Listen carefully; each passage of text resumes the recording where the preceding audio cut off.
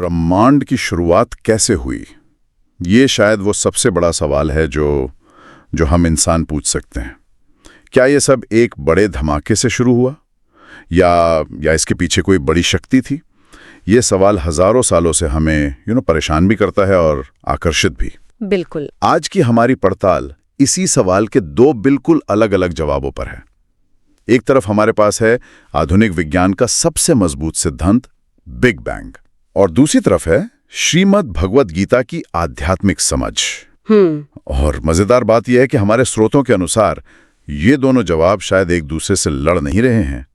हो सकता है वो एक ही कहानी को दो अलग अलग भाषाओं में सुना रहे हों। बिल्कुल। आज हम यही समझने की कोशिश करेंगे। हमारा मिशन इन दोनों शक्तिशाली नजरियों को परत दर परत खोलना है। हम देखेंगे कि विज्ञान का कैसे और गीता का क्यों, ये कहाँ जाकर मिलते हैं, कहाँ अलग होते हैं, और साथ मिलकर हमें हमारे होने के बारे में क्या सिखा सकते हैं। ठीक है, तो चलिए इस गुत्थी को सुलझाना शुरू करते हैं। बिग बैंग, हम सब ने इसके बारे में सुना है, लेकिन इसके जो गहरे मतलब है वो अक्सर छूट जाते हैं। तो कहानी शुरू होती है लगभग 13.8 अरब साल पहले। उस वक्त क्या था? उस वक्त एक तरह से कुछ नहीं था। मतलब न अंतरिक्ष था, न समय, कुछ भी नहीं। पूरा का पूरा ब्रह्मांड, जितने भी तारे, ग्रह, आकाश गंगाएं हम आज देखते हैं, वो सब एक बहुत ही छोटे, बेहद गर्म और भारी बिंदु में समाया हुआ था। सिंगुलैरिटी। हाँ, विज्ञान इसे सिंगुलैरिटी कहता है। ये एक ऐसी स्थिति है जहां हमारे भौतिकी के सारे नियम टूट जाते हैं। हम हिसाब नहीं लगा सकते कि वहां क्या हो रहा था। और फिर अचानक एक जबरदस्त विस्तार हुआ। यहाँ पर लोग अक्सर विस्फोट शब्द का इस्तेमाल करते, लेकिन ये शायद सही नहीं है ना? ये एक बहुत जरूरी बात है। ये किसी खाली कमरे में फटने वाले बम जैसा नहीं था। आप कल्पना कीजिए कि वो कमरा ही नहीं था। ये उस कमरे के बनने की, उसकी दीवारों के और उसके अंदर के समय के बनने की शुरुआत थी। वाह! अंतरिक्ष, समय, पदार्थ, ऊर्जा, हर चीज उसी एक पल में एक साथ पैदा हुई। और वो विस्तार आज तक रुका नहीं है। ब्रह्मांड आज भी फैल रहा है। इसका सबूत भी है हमारे पास। मतलब वैज्ञानिक इतना यकीन से ये बात कैसे कहते हैं? इसके कई सबूत हैं, लेकिन सबसे बड़ा सबूत है कॉस्मिक माइक्रोवेव बैकग्राउंड रेडिएशन। अच्छा। इसे हम बिग बैंग की गूंज कह सकते हैं। हाँ। उस पहले महाविस्तार से बची हुई हल्की सी गर्मी जो आज भी पूरे ब्रह्मांड में फैली हुई है। तो ये एक तरह से ब्रह्मांड का जन्म प्रमाण पत्र है। हाँ बिल्कुल, जो कहता है कि हाँ, ये घटना हुई थी। तो विज्ञान हमें ये तो बता देता है कि उस शुरुआती बिंदु के बाद क्या हुआ, आकाशगंगाएं कैसे बनी, तारे कैसे बने, ये सब। लेकिन वो जो शुरुआती बिंदु है, वो सिंगुलैरिटी, उसके बारे में विज्ञान क्या कहता है? वो क्यों था? और यही विज्ञान की एक बहुत ईमानदार सीमा आ जाती है। देखिए, बिग बैंग सिद्धांत ये तो समझाता है कि विस्तार कैसे हुआ, लेकिन ये बिल्कुल नहीं बताता कि वो क्यों हुआ। उस सिंगुलैरिटी से पहले क्या था? उस विस्तार को किस चीज ने शुरू किया? इन सवालों का जवाब सच कहूं तो विज्ञान के पास नहीं है। ये कैसे का क्षेत्र है, क्यों का नहीं। विज्ञान कहता है हम यहां तक जानते हैं, इसके बाद हमें नहीं पता। और यही सीमा मुझे सबसे ज्यादा आकर्षित करती है, क्योंकि जैसे ही हम क्यों पूछते हैं, हम भौतिकी के दायरे से निकलकर दर्शन और अध्यात्म के क्षेत्र में चले जाते हैं। तो चलिए इसी क्यों का पीछा करते हुए भगवद गीता की ओर चलते हैं। गीता का नजरिया इससे कितना अलग है? जमीन आसमान का फर्क है। और शुरुआत समय की धारणा से ही हो जाती है। बिग बैंग का समय रैखिक है, मतलब एक सीधी रेखा में चलता है, एक शुरुआत और शायद एक अंत, एक लीनियर टाइमलाइन। हाँ, लेकिन गीता के अनुसार समय चक्रीय है, एक पहिए की तरह जो घूमता रहता है।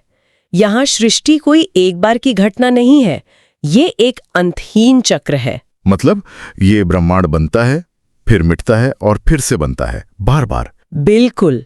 गीता में इसे कल्प और युगों में मापा गया है।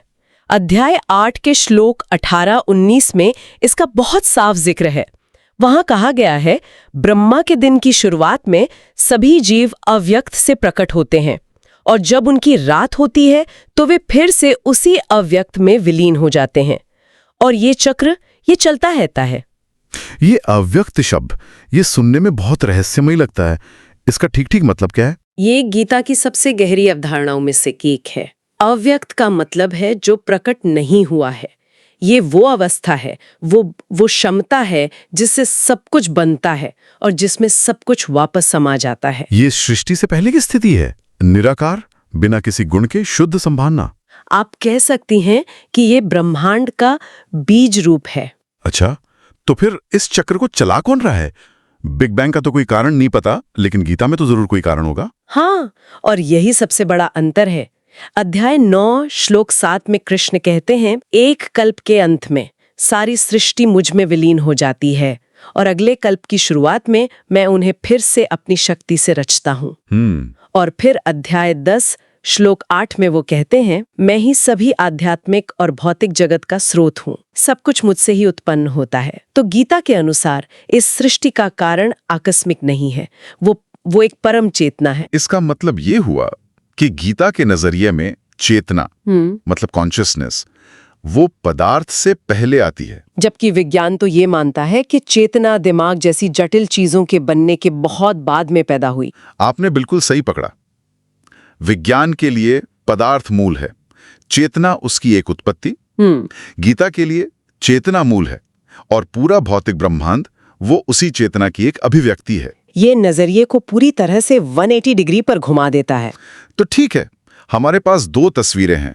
एक तरफ बिग बैंग की एक बार की घटना जो एक अज्ञात कारण से शुरू हुई, और दूसरी तरफ गीता का अंतहीन चक्र जिसे एक परम चेतना चला रही है। ये तो बिल्कुल विपरीत लगते हैं।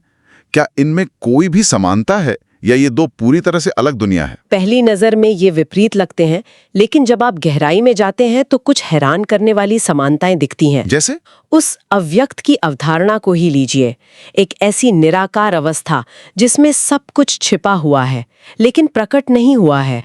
ये तो कुछ विज्ञान की सिंगुलैरिटी जैसा लग रहा है।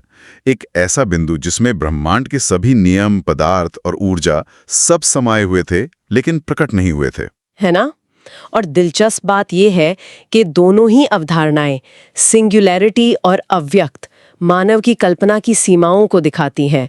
विज्ञान कहता है कि सिंगुलैरिटी पर उसके नियम काम करना बंद कर देते हैं, और गीता कहती है कि अव्यक्त को इंद्रियों से नहीं समझा जा सकता। दोनों ही एक ऐसे स्रोत की ओर इशारा कर रहे हैं जो हमारी रोजमर्रा की समझ से पूरी तरह परे है। लेकिन क्या ये समानता सिर्फ एक संयोग नहीं हो सकती? हो सकता है हम दो अलग अलग विचारों पर एक जैसा लेबल लगा रहे हों।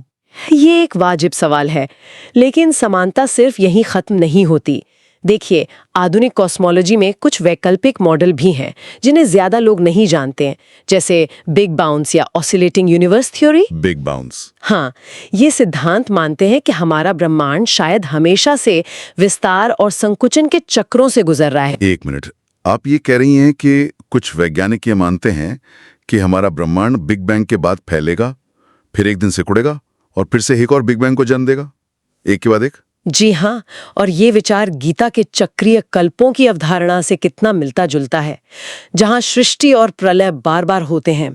ये कोई आध्यात्मिक विचार नहीं बल्कि भौतिकी के समीकरणों से निकला एक संभावित मॉडल है।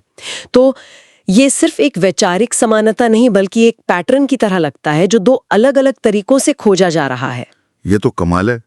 तो इसका मतलब ये हुआ कि ये दोनों दृष्टिकोण असल में एक दूसरे के दुश्मन नहीं हैं। ऐसा लग रहा है कि वे एक ही पहेली के दो अलग अलग टुकड़ों को हल कर रहे हैं। और यही इस पूरी चर्चा का सार है। हमें ये सवाल पूछना चाहिए कि प्रत्येक व्याख्या का दायरा क्या है, उसकी सीमा क्या है। विज्ञान का काम है उन चीजों का अध्ययन करना जिन्हें हम देख सकते हैं, माप सकते हैं और जिनका परीक्षण कर सकते हैं। वो भौतिक जगत के कैसे काम करने के नियम बनाता है। और वो उद्देश्य, अर्थ या कारण जैसे सवालों से जानबूझकर बचता है। हाँ, क्योंकि वो सवाल वैज्ञानिक पद्धति के दायरे से बाहर हैं। उन्हें आप किसी लैब में टेस्ट नहीं कर सकते। दूसरी ओर गीता ठीक उन्हीं सवालों का जवाब देती है जिनसे विज्ञान बचता है। वो क्यों और किसके द्वारा जैसे सवालों पर ध्यान केंद्रित करती है। वो बताती है कि ब्रह्मांड एक आकस्मिक घटना नहीं बल्कि एक सचेत इच्छा का परिणाम है। तो निष्कर्ष ये है कि वे एक दूसरे को काटते नहीं हैं, वे एक दूसरे के पूरक हैं। वे एक ही सच्चाई को दो अलग अलग लेंस से देख रहे हैं। बिल्कुल। विज्ञान हमें उस विशाल मशीनरी के बारे में बताता है जिसके द्वारा ब्रह्मांड का विस्तार हुआ, और गीता हमें बताती है कि उस मशीनरी के पीछे का इरादा क्या है और उसे चला कौन रहा है। बिल्कुल। दोनों को साथ रखने पर हमें एक पूरी तस्वीर मिलती है जो शायद अकेले किसी एक से नहीं मिल पाती।